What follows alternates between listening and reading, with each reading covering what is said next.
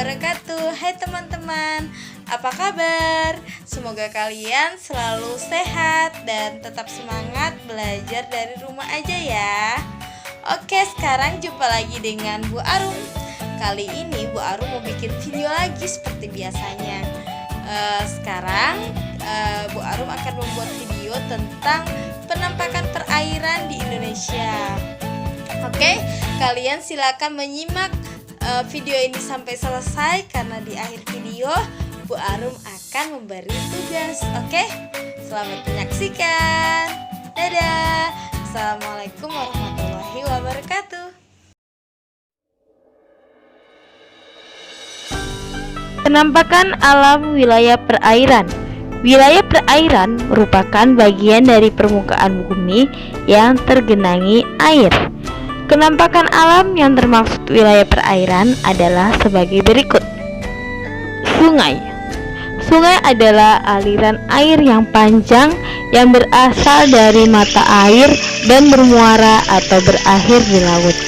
Sungai banyak digunakan untuk sarana transportasi dan irigasi. Sungai di Kalimantan banyak yang dimanfaatkan untuk pasar terapung. Contohnya sungai yang ada di Banjar ya teman-teman. Nah, contoh sungai di Indonesia antara lain Mahakam. Sungai Mahakam pasti teman-teman pernah lihat kan? Ada di Kalimantan Timur. Sungai Mahakam adalah sungai terbesar di Indonesia. Kemudian ada Sungai Begawan Solo. Nah, Sungai Begawan Solo ini adalah sungai terpanjang di Pulau Jawa. Selanjutnya ada Sungai Kapuas di Banjar yang biasa digunakan untuk media pasar apung. Ayo, siapa yang sudah pernah ke sana? Nah, ini bisa kita lihat gambarnya ya. Inilah kondisi pasar apung yang ada di Sungai Kapuas, Kalimantan Barat ya. Selanjutnya adalah danau. Danau adalah genangan air yang luas yang dikelilingi daratan. Kebanyakan danau adalah air tawar. Danau sering digunakan untuk sarana rekreasi dan olahraga. Contoh danau di Indonesia adalah Danau Laut Tawar di Aceh. Jadi danaunya itu luas sekali ya teman-teman, seperti lautan.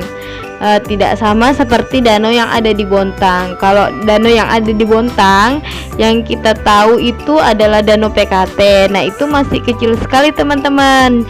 Jadi danau itu seluas hampir seperti lautan, tapi dia lebih tenang, tidak ada ombaknya, hanya ada riak-riak kecil. Kemudian ada Danau Toba di Sumatera Utara, terus ada Danau Batur di Bali. Wah, indah sekali loh danaunya teman-teman. Oke, yang ketiga adalah laut. Teman-teman semua pasti sudah pernah melihat laut kan? Ayo, siapa yang sudah pernah ke Baras Basah? Pasti pernah mengarungi laut pakai kapal ketinting.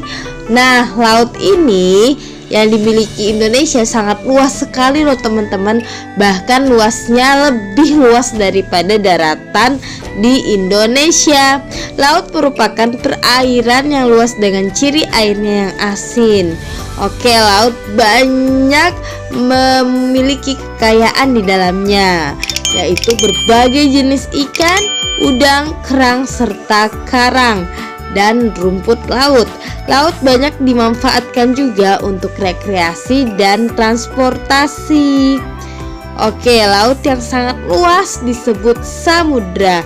Contoh laut di Indonesia adalah Laut Jawa, Laut Banda, dan Laut Sulawesi. Sedangkan contoh samudra adalah Samudra Hindia dan Samudra Pasifik. Wilayah perairan yang keempat adalah selat. Selat adalah laut sempit di antara dua pulau. Nah, dalam video ini kalian bisa lihat contoh selat ya. Ini adalah selat yang ada di antara Pulau Jawa dan Pulau Bali. Namanya Selat Bali. Kemudian ada juga loh Selat Sunda. Selat Sunda menghubungkan antara Pulau Jawa dan Pulau Sumatera. Nah, selat ini sering digunakan sebagai jalur transportasi air antar pulau.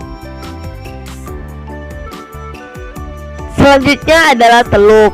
Jadi teluk adalah laut yang menjorok ke daratan. Teluk di Indonesia sangat banyak. Teluk banyak dimanfaatkan untuk pelabuhan dan tempat wisata. Contoh teluk yang terdekat dengan kita adalah Teluk Lombok. Ayo, siapa yang pernah ke Teluk Lombok? Teluk ini sekilas seperti pantai, hanya tidak berombak besar.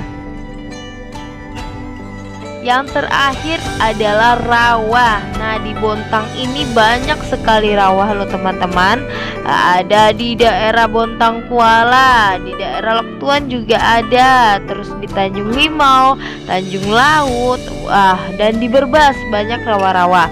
Nah, rawa-rawa ini adalah daerah yang digenangi air dengan tanahnya yang berlumpur.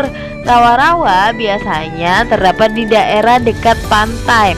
Keberadaan rawa ini sangat penting ya teman-teman, untuk mencegah dari kerusakan dan pencemaran lingkungan.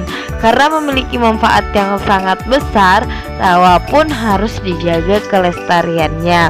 Di dalam rawa terdapat berbagai aneka makhluk hidup. Ada yang liar seperti buaya dan ular, ada juga yang bisa dimanfaatkan oleh manusia seperti ikan gabus dan ikan air tawar.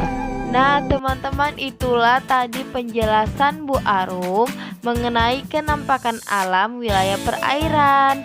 Nah, semua yang Bu Arum jelaskan itu ada di buku Enrichment halaman 18 sampai 20. Nanti teman-teman bisa baca-baca ulang ya. Sekarang teman-teman boleh mengerjakan tugas halaman 21 dan halaman 22. Teman-teman, sekarang pasti teman-teman sudah tahu kan apa yang termaksud wilayah daratan dan apa yang termaksud wilayah perairan. Nah, sekarang silakan dikelompokkan dan ditulis di bagan yang sudah disediakan di halaman 21. Kemudian selanjutnya halaman 22. Nah, silakan kalian tulis wilayah-wilayah yang ada di Bontang apa saja. Oke, itu tadi tugasnya, silakan dikerjakan dengan teliti. Jika kurang mengerti boleh japri ke guru masing-masing ya teman-teman. Oke, semoga teman-teman selalu semangat dan diberi kemudahan dalam mengerjakan tugas.